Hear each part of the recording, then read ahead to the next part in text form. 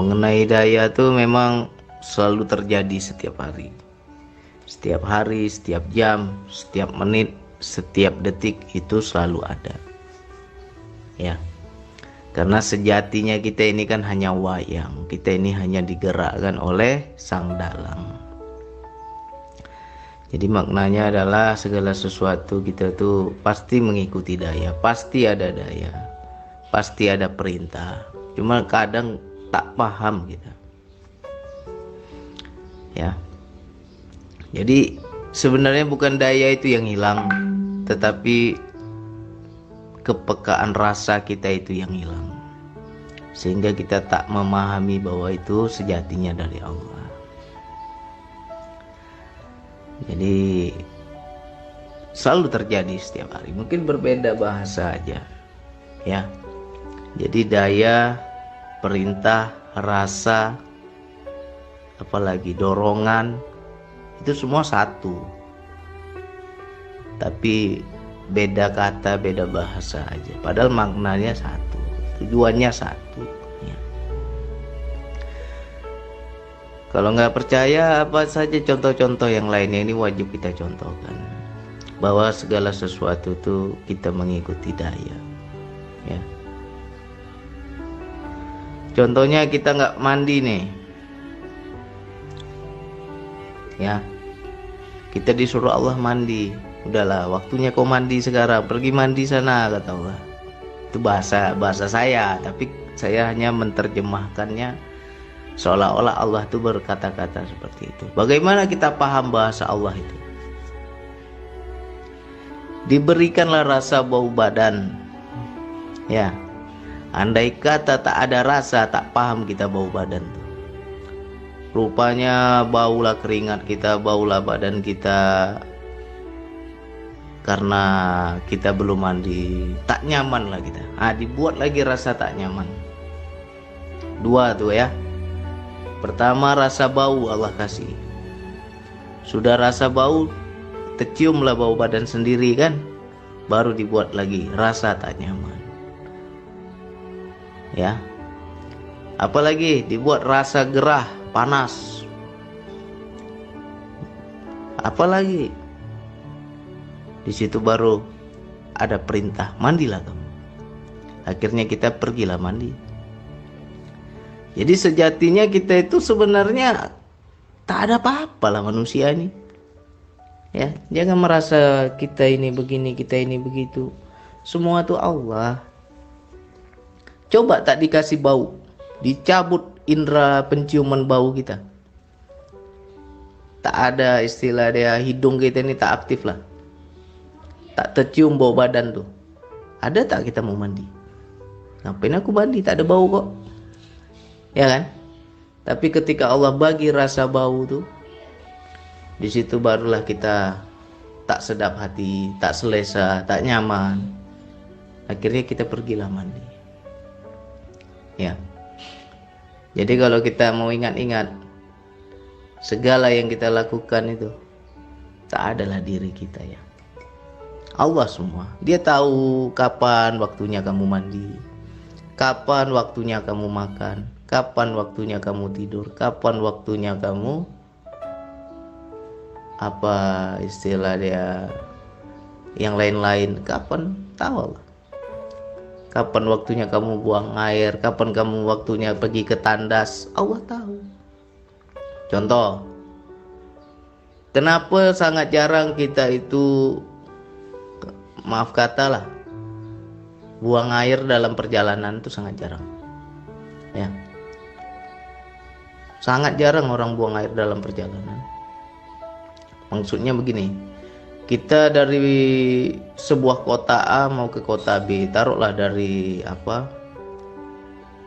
Jakarta mau pergi ke Bandung. Dalam perjalanan tuh ada tak kita istilah dia, maaf cakap, terberak kita di dalam mobil tuh? Tak ada kan? Allah hanya kasih alarm aja, kasih warning aja. Dikasih kita perut kita sakit, tapi tak keluar. Kita masih boleh tahan.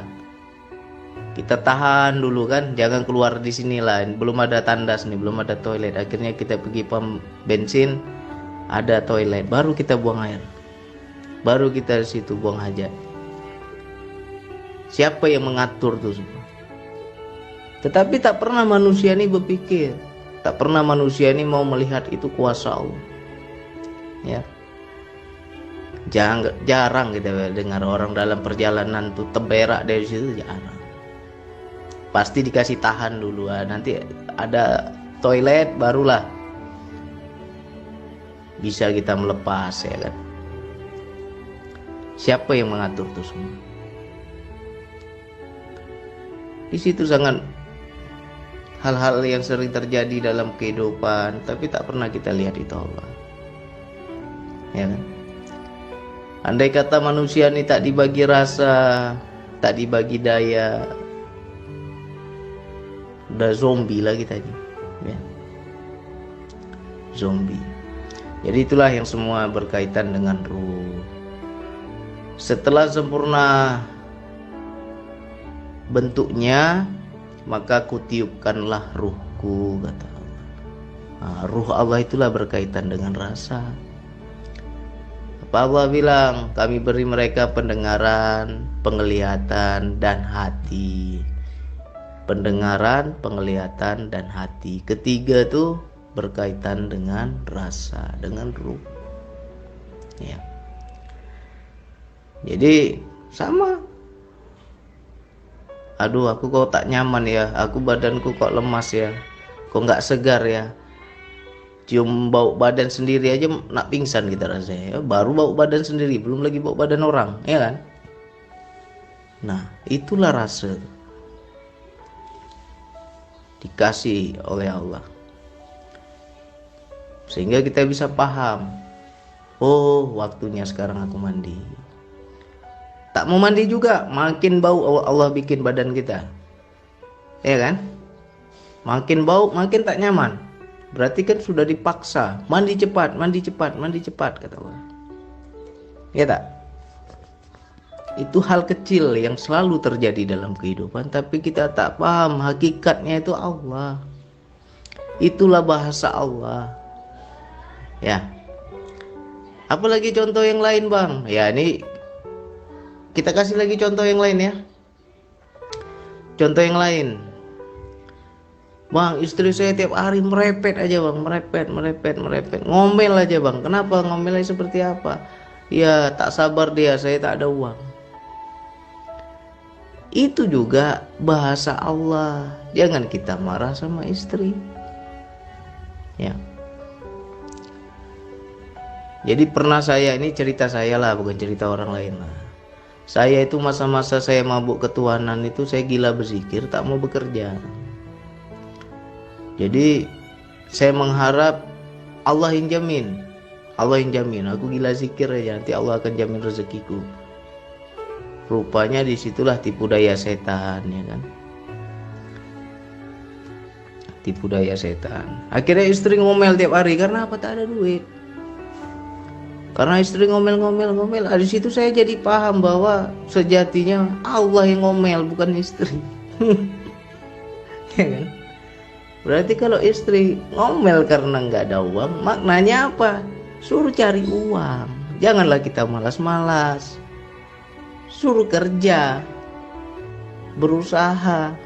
Itu bahasa Allah, cuman melalui istri. Ya.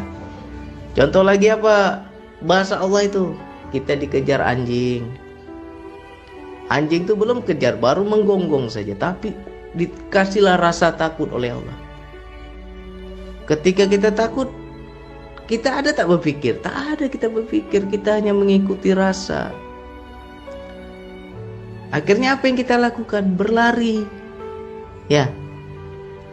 Coba andai kata kita dikejar anjing, tak ada rasa takut, pasti kita diam saja, digigit lah kita. Ya tak? Itulah bahasa rasa Allah itu. Hari-hari terjadi, cuma kita tak paham itu Allah. Ya.